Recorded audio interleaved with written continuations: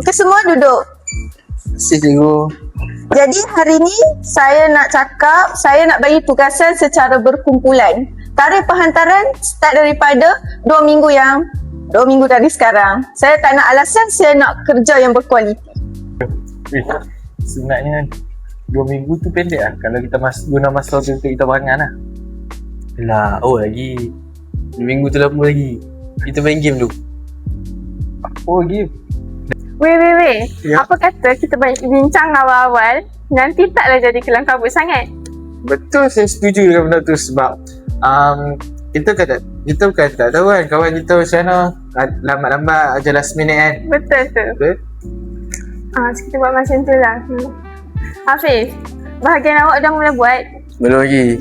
Saya tunggu mood saya dulu. Main game jap. Projek ni penting tau. Kalau awak tak buat, kita semua terjejas. Ish. Esok lah saya buat.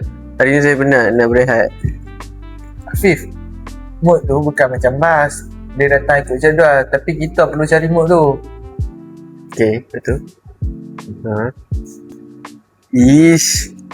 Kenapa dia tak datang ni? Kenapa telefon ni? Janganlah buat sekarang. Afif, kerja awak dah siap ke? Sikit je lagi. Hafiz, kita dah bagi masa 2 minggu tau. Kenapa boleh jadi macam ni?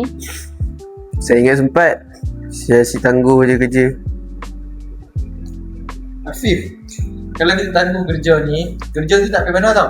Tapi kerja tu akan kumpul tenaga untuk saat kita balik. Cuba buat kerja tu dengan lebih bertanggungjawab. Boleh tak? Baiklah Hafiz, sekarang ni bahagian awak pula untuk bentangkan. Cikgu, saya tak siap lagi cikgu. Sikit je lagi. Hafiz, kerja ni bukannya saya bagi semalam. Saya bagi 2 minggu lepas. Sikap menangguh kerja ni bukannya setakat merugikan awak, tapi merugikan orang lain. Hafiz, kegagalan ni bukannya sebab kita tak pandai, tapi kita tak usaha nak lakukan tepat pada waktunya. Baik cikgu, minta maaf.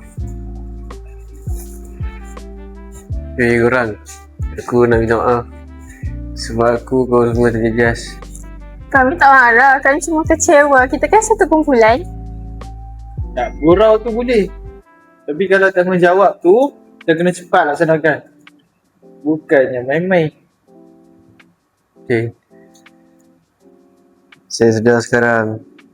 Bila saya tangguh kerja, sebenarnya saya sedang menangguh kerja saya sendiri. Lepas ni, saya akan buat kerja tepat pada masanya. Baik semua, saya harap semua lebih bersedia dengan tugasan yang saya baru bagi tadi. Okay, cikgu.